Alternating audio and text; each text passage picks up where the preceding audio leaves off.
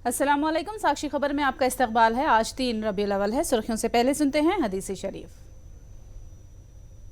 बिस्मिल्लाहिर्रहमानिर्रहीम। हज़रत सोबान रज़ी अल्लाह ताला अन्हु से रिवायत है, रसूलुल्लाह सल्लल्लाहु अलैहि वसल्लम ने फरमाया, जो शख्स मुझसे वादा करे कि वो लोगों से नहीं मांगेगा तो मैं ऐसे शख्स के लिए जन्नत का जामिन होने को तैयार हूँ। और अब सुर्खियां। कांग्रेस सदारती दौर से दिग्विजय सिंह दस्तबरदार, हाईकमान की ताइद से खरगे ने दाखिल किया पर्चे नामजदगी। नेशनल हेराल्ड को चंदा देने के मामले में नोटिस पाने वाले टी कांग्रेस कायदीन दिल्ली तलब, हाईकमान से मुशावरत। महकमे सेहत के साथ जगन का जायजा इजलास, वायएसआर आरोग्यश्री और विलेज क्लिनिक्स की कारकर्दगी का लिया जायजा। पीठ में दर्द के सबब बुमराह एशिया कप से बाहर, बुमराह की जगह मोहम्मद सिराज को मौका।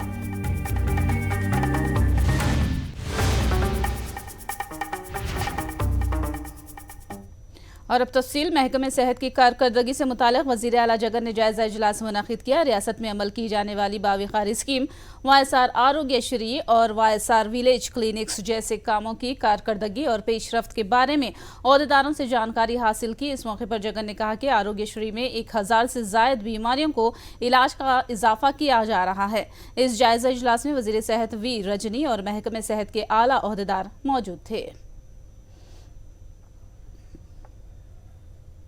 कांग्रेस सदारती दौड़ के दौरान एक और नया मोड़ आया है। आखिरी मिनट में दिग्विजय सिंह सदारती दौड़ से दस्तबरदार हो गए। उन्होंने मल्लिकार्जुन खड़गे की तायद करने का ऐलान किया, जिसके बाद एआईसीसी की सदारत के लिए खड़गे और शशि थरूर में मुकाबला होगा। हाईकमान की तायद खड़गे के साथ है। इस तरह कांग्रेस की क़यादत करने के लिए खड़गे का नाम यकीनी नजर आ रहा है। मैंने जीवन भर कांग्रेस के लिए काम किया है और जीवन भर काम करता रहूंगा। मेरी निष्ठा, मैं कह चुका हूं, 3 बातों पर मैं समझौता नहीं करता। पहली बात, दलित, आदिवासी और गरीब का पक्ष, इस पे मैं समझौता नहीं करता। दूसरा है सांप्रदायिक सद्भाव बिगाड़ने वालों के साथ मैं कभी समझौता नहीं करता। उनके खिलाफ मैं लड़ाई लड़ूंगा और लड़ता रहा हूं। तीसरा, मेरी प्रतिबद्धता कांग्रेस और नेहरू गांधी परिवार के साथ, इस पे मैं समझौता नहीं करूंगा और न मैंने आज तक किया है। इसलिए खड़गे जी मेरे नेता हैं, मेरे से सीनियर हैं। कल मैं उनके घर गया था, उनसे मैंने पूछा था कि आप अगर फॉर्म भर रहे हो तो मैं नहीं भरूंगा। उनका कहना था कि मेरा इरादा अभी नहीं है। उसके बाद प्रेस के माध्यम से मुझे मालूम पड़ा कि वो उम्मीदवार हैं, तो मैं आज सुबह उनके पास मिलने गया और उनसे मैंने कहा कि आप अगर फॉर्म भर रहे हैं तो मैं पूरे तरीके से आपके साथ हूं। आप एक वरिष्ठ नेता हैं और हमारे कांग्रेस पार्टी के सबसे में से वरिष्ठतम और सम्मानजनक नेता है। मैं कभी भी आपके खिलाफ चुनाव लड़ने की बात सोच भी नहीं सकता। आपने वो पहले बता दिया होता तो मैं फॉर्म लेने भी नहीं गया होता। लेकिन अब उनका इरादा है फॉर्म भरने का, तो मैंने कहा कि ठीक है, मैं आपका प्रस्तावक बनूंगा। धन्यवाद।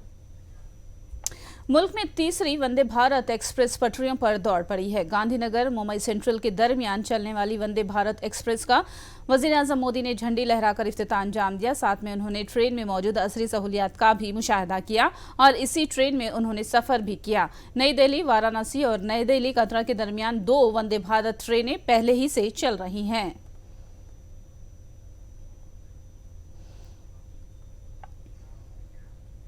हिंदुस्तानी तीनों अफवाज के सरबराह की हैसियत से लेफ्टिनेंट जनरल अनिल कुमार चौहान ने अपनी जिम्मेदारी संभाल ली है। बिपिन रावत की मौत के बाद चौहान हिंदुस्तान के दूसरे सीडीएस बन गए हैं। चौहान मई 2021 में ईस्टर्न कमांड के चीफ के ओहदे से सुबुकदोश हुए हैं। चौहान 1981 में हिंदुस्तानी फौज से वाबस्ता हुए थे। सिकंदराबाद स्टेशन के तोड़फोड़ केस में FSL रिपोर्ट आ चुकी है। 17 जून को सिकंदराबाद रेलवे स्टेशन में अग्निपथ तकर्रुरात के खिलाफ आर्मी रिक्रूटमेंट उम्मीदवारों ने तोड़फोड़ की थी, तो 17 अफराद को हिरासत में लेकर उनके सेलफोन जब्त किए गए थे। हरीश राव के बयान की एस रामाकृष्ण रेड्डी ने मजम्मत की। एस रामाकृष्ण रेड्डी ने कहा है कि हरीश राव दोनों रियासतों के दरमियान का कोई मामला है तो बात करें, AP के दाखिली मामलात में मदाखलत न करें। ఉన్నట్టుండి ఎందుకు అంత ఆవేశం వచ్చిందో తెలియదు కానీ హరీష్ రావు గారికి అసలు ఆయన అంటే ఈ మధ్య 2-3 చూసాము ఇట్లాంటివి. ఏదైతే ఆంధ్రప్రదేశ్ రాజకీయాల్లో అవతల ఒక గ్యాంగ్ ఆఫ్ 4 వారు ఫామ్ అయ్యి ఒక పథకం ప్రకారం జగన్మోహన్ రెడ్డి గారి మీద అటాక్ చేయాలనుకుంటున్నారు. దానికి తగినట్టే ఆ అజెండాకు తగినట్టు సడన్గా ఎందుకు అట్లా అంటున్నానంటే ఇది 2 స్టేట్స్ మధ్య ఇష్యూ కాదు. దానికి సంబంధించి ఆయన ఎందుకు కామెంట్ చేశారని చూస్తే నాకేమైనా ఆ క్యాంప్లో ఏమైనా ఆ డైరెక్షన్స్ ప్రకారం నడుస్తున్నారా అనేది ఒకటి, లేక ఆయన ఇట్లా మమ్మల్ని అంటే మాకు కోపం వచ్చి ఇప్పుడు ఆయన అన్నది మా ముఖ్యమంత్రి గారిని అన్నారు, మేము వాళ్ళ మామను అక్కడ ఉన్న ముఖ్యమంత్రి గారిని మేమన్నా అటాక్ చేస్తే హ్యాపీనెస్ వస్తుందేమో తెలియట్లే ఆయనకు. కానీ లేదా వాళ్ళ మధ్య గొడవల్లో రాజకీయాల్లో దీన్ని ఈ అంశాన్ని తీసుకొచ్చేసి వాడుకోవాలనుకుంటున్నారేమో నాకు ఐడియా లేదు. కానీ హరీష్ రావుకి ఆయన పర్సనల్ ప్రాబ్లమ్స్ ఏమున్నాయో తెలియదు. పక్కింట్లో ఏం జరుగుతుందో నువ్వు చూసుకోకుండా అవతల ఏం జరుగుతుందో చూసి నువ్వు అంతకంటే ఘోరంగా ఉంటావు. నీ పరిస్థితి ఇంకా దారుణంగా ఉంటుంది. నువ్వు అవతల వాళ్ళని చూసి కామెంట్ చేయడం అనేది అది వేరే అల్టీరియర్ మోటివ్స్ ఏమన్నా ఉంటే ఉండాలి, లేదా వాళ్ళ మధ్య స్కోర్స్ అది సెటిల్ చేసుకోవడానికి ఉండాలి.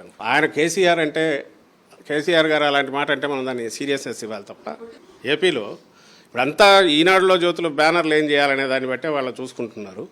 వీళ్ళు ఎవరైనా కూడా దాన్ని తీసుకొచ్చి పెడుతున్నారు. అండ్ తద్వారా మేమేదన్నా దీని మీద తెలంగాణ మీద మాట్లాడితే దానివల్ల ఇంకొంచెం విరకాటం మా మధ్య ఇది పెరిగితే బాగుంటుంది అనేది వాళ్ళ ఆలోచన.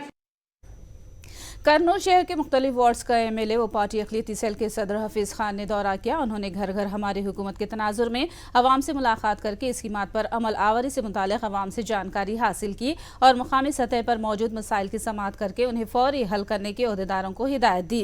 हफीज़ खान ने बारिश में भी अवाम से मुलाकात करके उनके हालात का जायजा लिया। काकीनाडा एंकरेज पोर्ट के तरक्याती कामों का जल्द आगाज होने वाला है। काकीनाडा MLA द्वारमपुड़ी चंद्रशेखर ने ये बात कही है। उन्होंने कहा कि मरकज और रियासत के इश्तराक से 100 करोड़ की लागत से जल्द ही चौथे मरहले के तरक्याती काम शुरू किए जाएंगे। యాంకరేజ్ పోర్ట్ డెవలప్మెంట్కి సంబంధించి గతంలో చాలామంది పాలకులు వచ్చారు, చేస్తాం చూస్తాం అనేవారు, కానీ ఎప్పుడు కూడా ఆచరణకి వెళ్ళింది లేదు. ఎంపీ మేడం గారు పార్లమెంట్ కమిటీలో పోర్టుకు సంబంధించినటువంటి కమిటీలో మేడం గారు కూడా మెంబరు. మెంబర్ అయిన వెంటనే ఊరికనే వదిలేదు.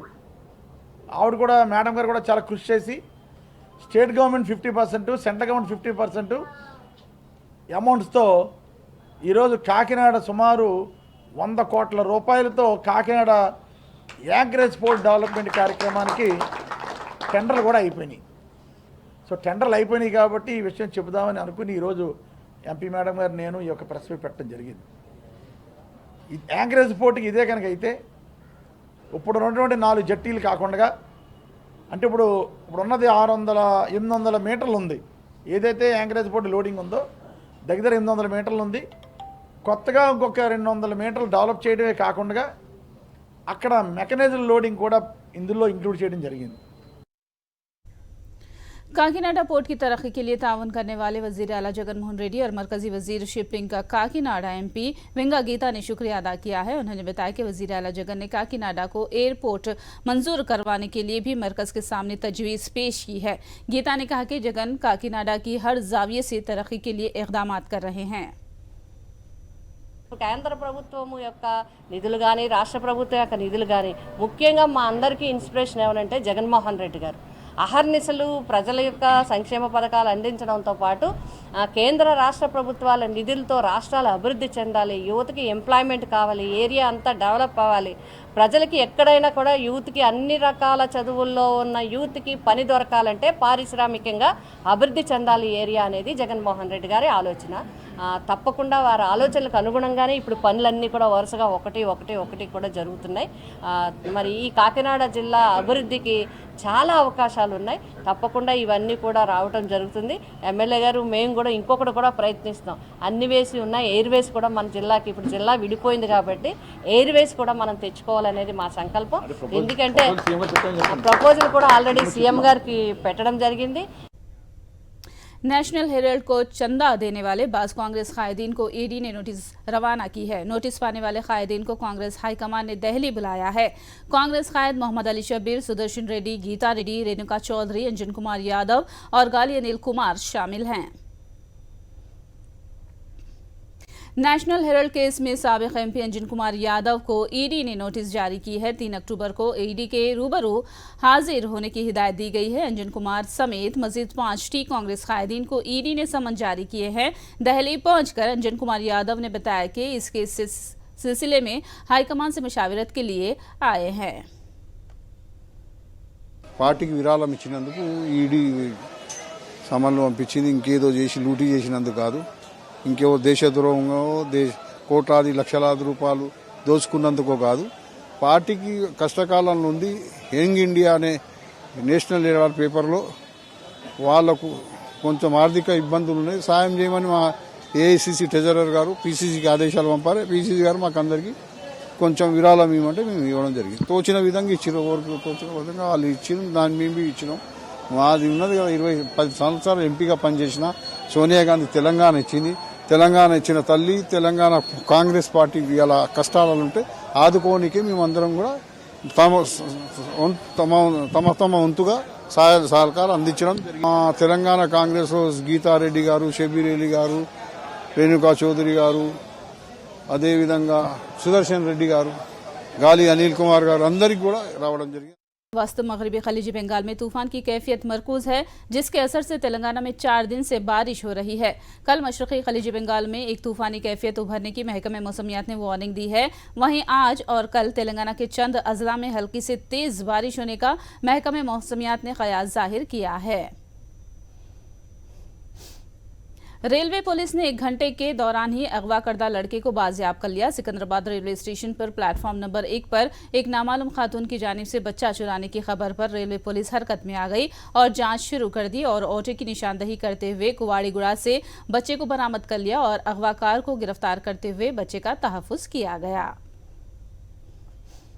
सिकंदराबाद रेलवे पुलिस इस मामले की मुकम्मल जांच करेगी। उन्होंने कहा कि मुलजिम से पूछताछ जारी है और बच्चे को मां बाप के हवाले कर दिया गया है। रेलवे एसपी अनुराधा ने ये बात कही।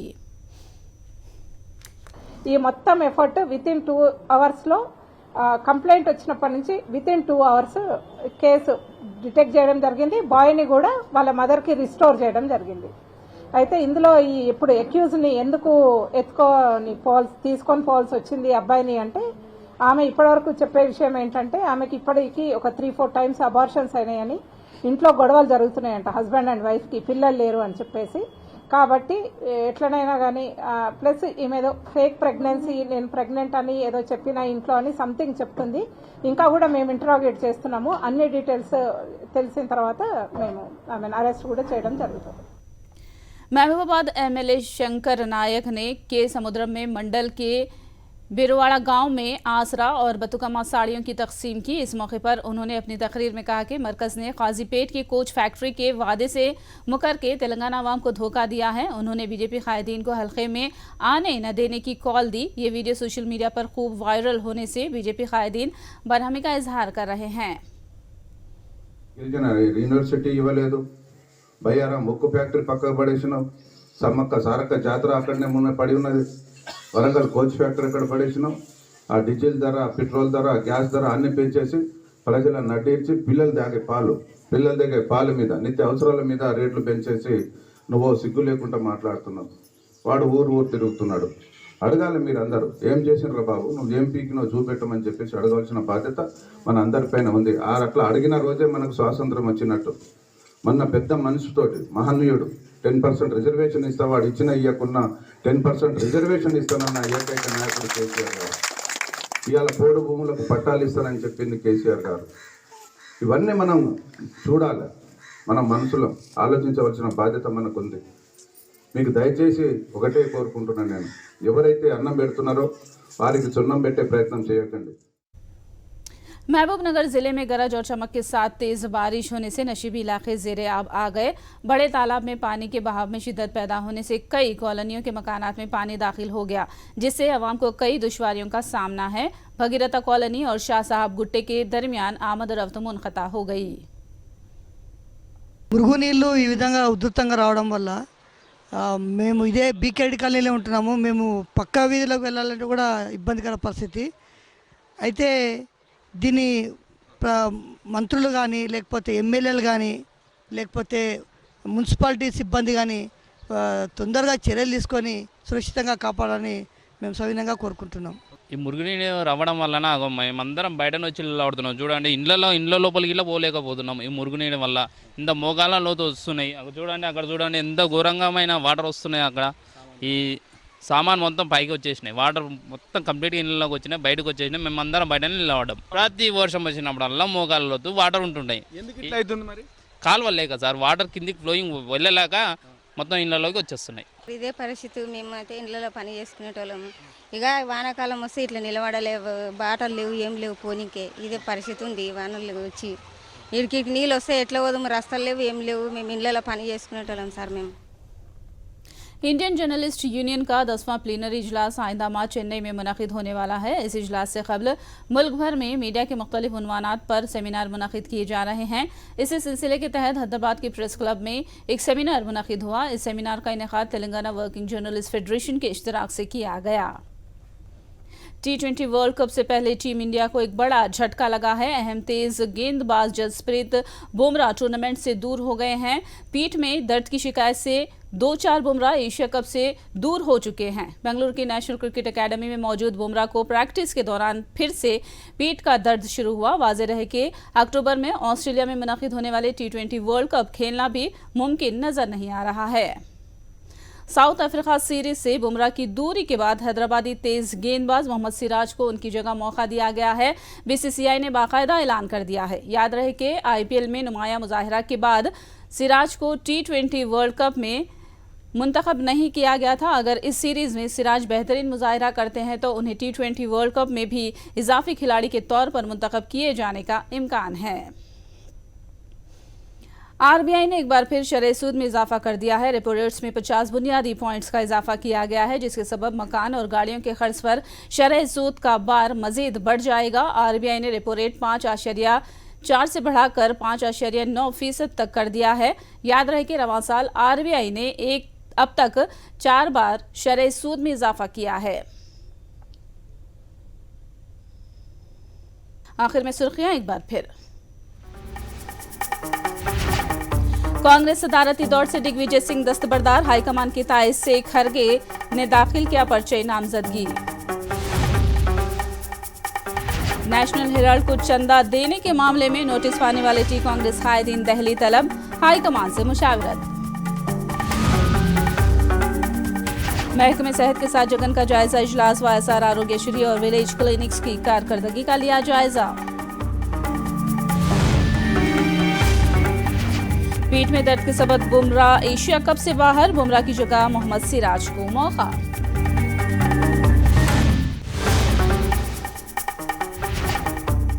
साक्षी खबर में फिलहाल इतना ही। साक्षी टीवी पर खबरों का सिलसिला जारी रहेगा।